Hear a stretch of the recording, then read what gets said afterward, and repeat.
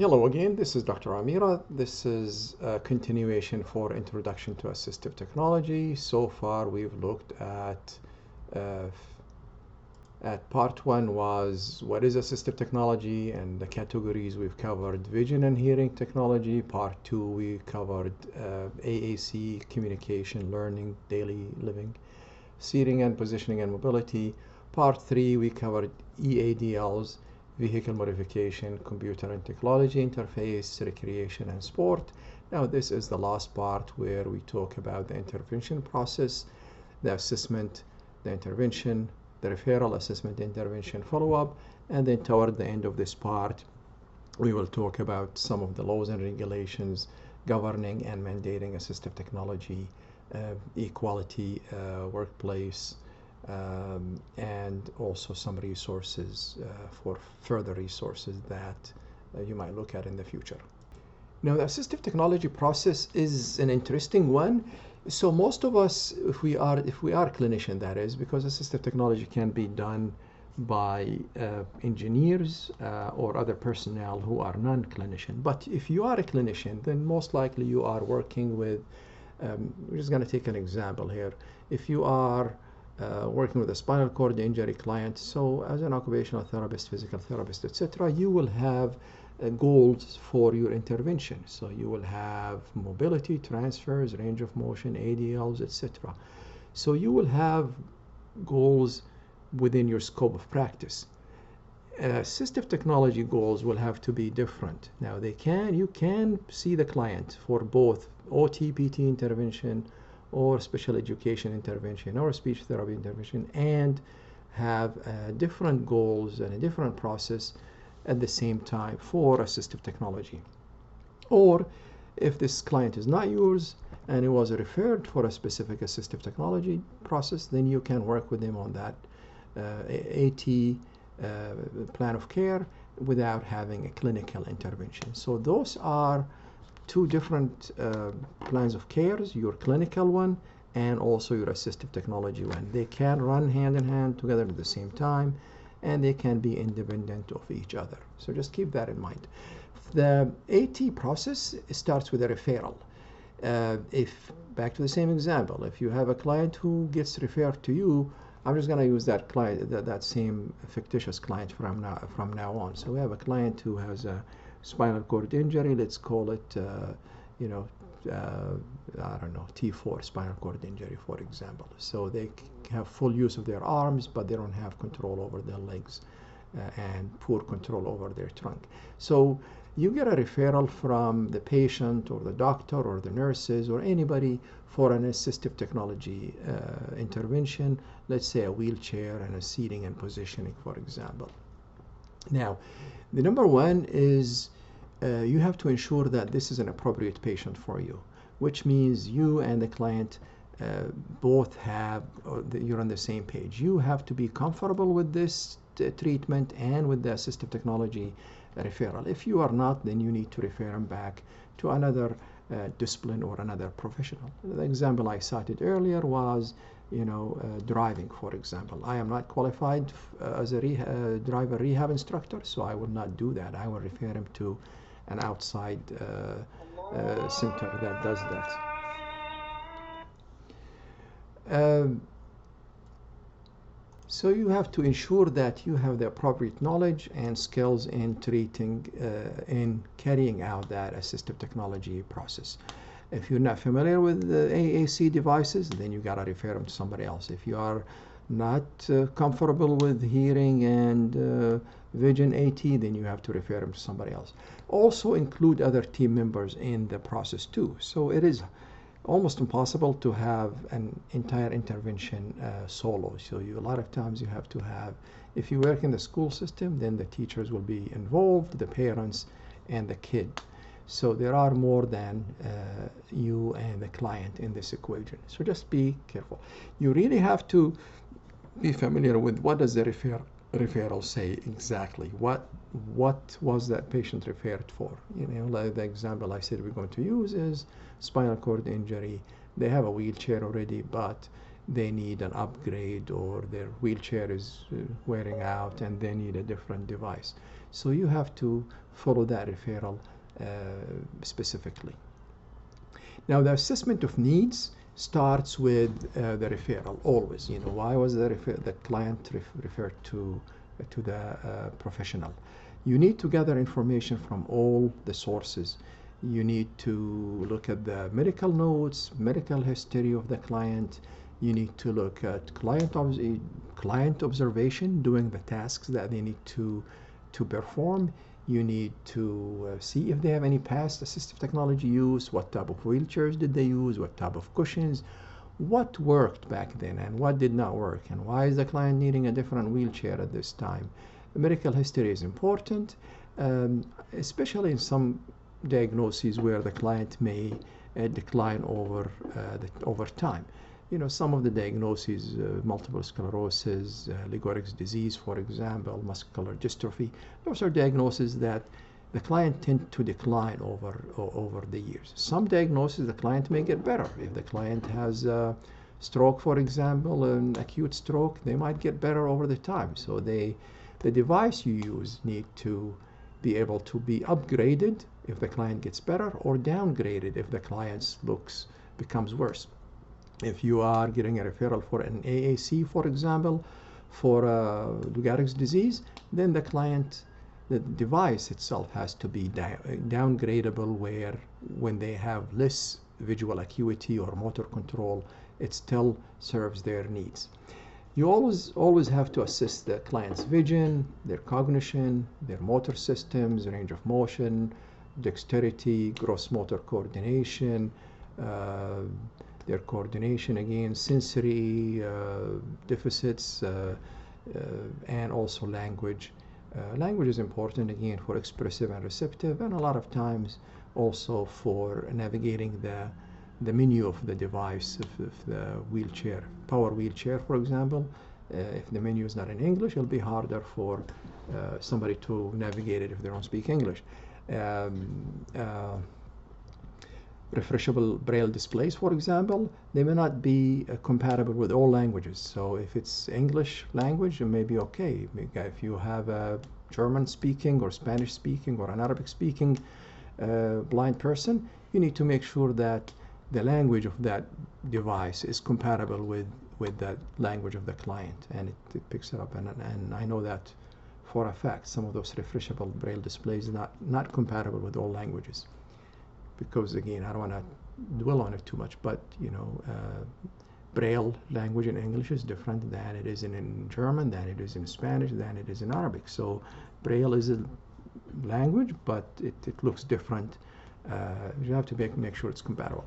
So clients needs to be evaluated, all aspects of the client.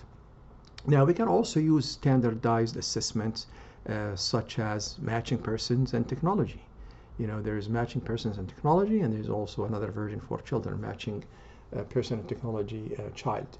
You could also use wheelchair outcome measures. This is a standardized assessment for assistive technology. There are quite a few ones, but those are the one I picked for you, the MPT and the HOOM. Always look at the quality of life measures. So use any type of measure of quality of life, satisfaction, etc., to see how does that device affect the client's life satisfaction and quality of life overall. And ideally, you want to do that before you do the intervention, and you want to do it after, like a month after, and maybe do it 6 months after, to see how does the quality of life indicators have changed for this client. We did talk about standardized wheelchair evaluation in that wheelchair skills program. There are also standardized AAC evaluations and assessments. So depends on the tool, you need to use a standardized assessment if possible. It is really good for insurance purposes. It's really good for your documentation and also quantifying your services. Also, it makes it more scientific process than just guessing.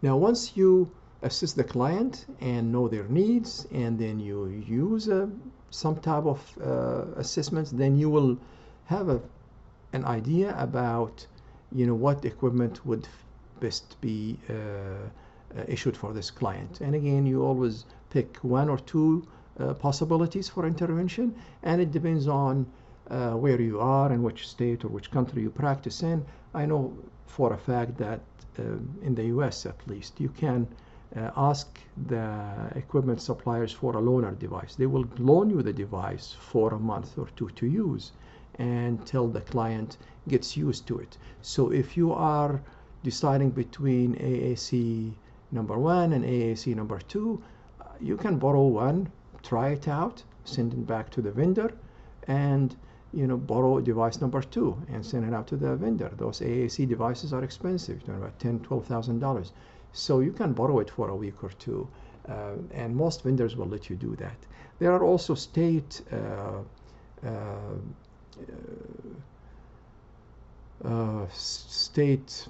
not warehouses, but state assistive technology centers, so to speak. Each state has an assistive technology center. It depends on where it is. It depends. Usually the county will have one. I know that there are at least 2 or 3 in the South Florida area here where I am. And you can borrow from those state-funded. They're funded by the Assistive Technology Act. So you can borrow a device or two, try it out before you order a device. So start by a referral assessment, use measurements, try out a device or two, you develop the plan, you need all the documentation you need, which it depends on, the type of insurance you use. You might need a letter of medical necessity, for example, from the doctor, and the doctor has to sign on it. Otherwise, the insurance will not pay for it. So whatever documentation is needed, you collect that. You also have in the plan, you have to have role delineation too.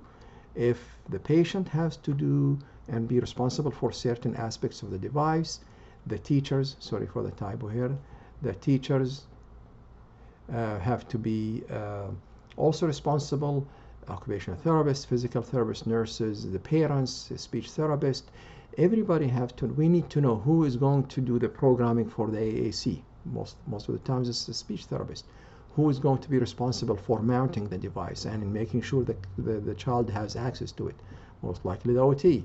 What is the role of the teacher? If the device starts acting up, who calls the vendor for repairs? Then we need to have all this role delineation mapped out in the intervention process. We select the assistive technology and we issue it to the client or bring it over to the client after it's funded. We usually do the setup, and a lot of times the vendor will send a sales rep or a rep to do the setup for you. And usually the teacher, the therapist are there, and the family, and they will go over the different options of the device, do some basic fitting and things like that. And you will be surprised. There's always things you will learn about wheelchairs, for example, and they come in different. So it's always good to have a sales rep come to the setup, and then you do the training. So you, as the therapist or the clinician, you start doing the training for this client, and then there's a follow-up. After a follow-up, obviously, a week later, 2 weeks later, you do a follow-up visit and see how is the client doing in that wheelchair. Does it need to be adjusted? Is the cushion fitting? Do we need to turn the speed up on that power wheelchair? Or do we need to do the speed down, for example? Is the joystick too sensitive? Is the client running into things and we need to turn down the sensitivity of the joystick or something like that? We do another reassessment and evaluation based off of the evaluations we've done earlier, especially the quality of life. And then we do stay with the client, follow along 6 to 7 months later. And it is a process. Is important. This process is important to follow along because the client needs may have changed 6 months down the road. They may have gained weight, lost weight. Their condition may have declined or improved. So we go back and do fine-tuning. They may be using the wheelchair in a different environment or the AAC in a different environment than it was issued. A lot of times we have a primary environment and a secondary environment for the device. So if they started using it, if the wheelchair or the AAC was issued for a school, now they're taking it home and they're going out to the park. So we have to make sure that the setup is changed a little bit where it will fit those primary, secondary environments. Now, if you have done some reading about assistive technology, then you would have heard the HAAT model. And HAAT is one of the models, frameworks, theoretical models or frameworks. And it stands for Human Activity Assistive Technology within the context of the environment that the client is operating their assistive technology. So basically, this is where the context, the human factors, strengths and weaknesses, the activity requirement for that client, whether it's a client who's in a wheelchair or a student in a system, in the school system or at home, and the piece of equipment or device. This is where that interaction is really important and affects the choice of technology. So how do we use the technology, the assistive technology? It is based on the activity demand, the human factor, strength and weaknesses, range of motion, dexterity, vision, hearing, strength and weaknesses within the context. Again, if they're going to use the technology in the school, then this is the context. If they're going to use the wheelchair to go to work, it's different than if they are going to use it in an assisted living facility, for example. So we have to factor in, this is basically what the model says, that we have to factor in all the human factors, all the human aspects, which is the client or the patient, all the activity demands within the context, and come up with the best assistive technology. And I just alluded to, humans are, physical, emotional, cognitive, sensory skills, the motivation, the roles and expectation, and also whatever experience and expertise they have in technology. The activity is the task, the demands of that particular task, and the factors that influence participation. The assistive technology, of course, is the device itself that enables the person to perform the activity within that environment. Context is the physical, social, cultural factors that influence the use of the technology. Why is the context important? It is important because if the client is using the wheelchair, for example, indoors, it's going to be different than if they are using it outdoors. So if you have the same human, the same activity, the same technology, but the context is different, then we got to go back and change the technology. If the wheelchair is going to be used indoors, it's going to be different technology, in this case wheelchair, than it would be if it was going to be used outdoors. If the technology is a seating system or a cushion, for example, and the client is going to be, the activity is engaged in a school activity, university student who is using a wheelchair and who's going to be sitting in the wheelchair for 5-6 hours at a time, it is different cushion or different technology than if it would be if this particular client is not a student. Maybe they're sitting in the wheelchair for a couple of hours only. Again, the context is important. If you have an AAC user who's using eye gaze indoors, is going to be different than if they're using it outside, in the sunlight, for example, because the sun may interfere with the eye gaze technology. So knowing all those factors really gives us the best technology for that human to perform that activity within that context. And this is how the framework basically operates. Now, another framework is the SETT model.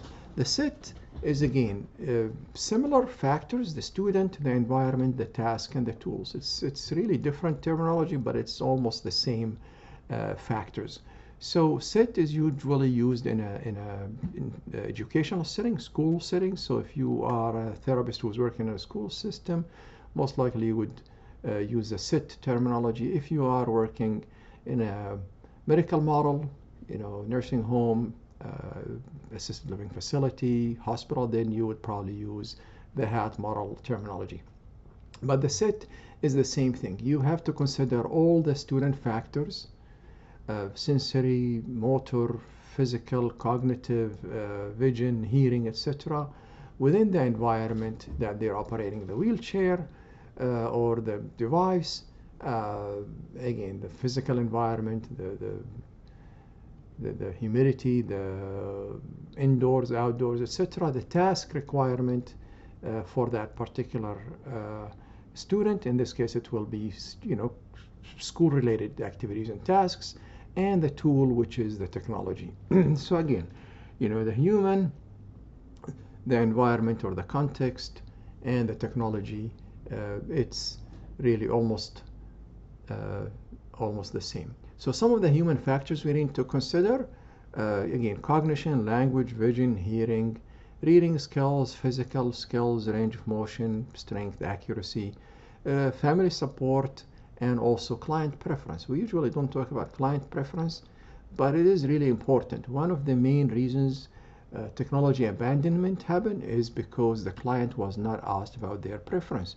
So a lot of times we end up with technology abandoned or not used because the client did not have a preference on what to use. So I always ask the client if they have any preference on color, for example, or if the technology does the same requirement, then it is really important to ask the client about their preference and have him involved. Now the activity is again the context, the cultural, the physical, the heat, light, sound, space, indoors, outdoors, the humidity, water, etc. The assistive technology or the tool, then we need to be thinking about the interface, which we talked about earlier. How do we input information? How do we receive information from the device? Hard technology and soft technology, hardware, software, the availability of training. Some of the vendors will give you training, some vendors will not give you training. The warranties of the supplier, for example. This is really important on devices that may need to be upgraded or repaired frequently. Upgrading the device, downgrading the device or the technology, adding on. Does the device have extra ports, USB ports, for example, or extra power supply ports, etc.? So the tool itself is important in this equation. Those are just a list of, not all inclusive by no means, on some of the national and international organizations that deal with the technology. One of them is ATIA, Assistive Technology Industry Association. This is a consortium of technology providers and manufacturers that have a yearly show where they bring a lot of equipment. I think it happens in January every year. Almost it used to be. I don't know if it's still the case or not, but they always have a conference in Orlando, Florida, in January of every year. The World Health Organization, obviously, this is the GATE initiative. It's really cool. The initiative on assistive technology. AT Scale, it's again global partnership of multiple organizations. Global Disability Initiative, and then Global Alliance of Assistive Technology Organizations. The one that is missing here is the one I featured earlier at the very beginning, which is RESNA, the Rehab Engineering Society of North America. Now, these are some of the federal laws that support assistive technology or mandate assistive technology. Those are obviously related to the United States. If you are in a different country, then you probably most likely have different rules and regulations governing the assistive technology.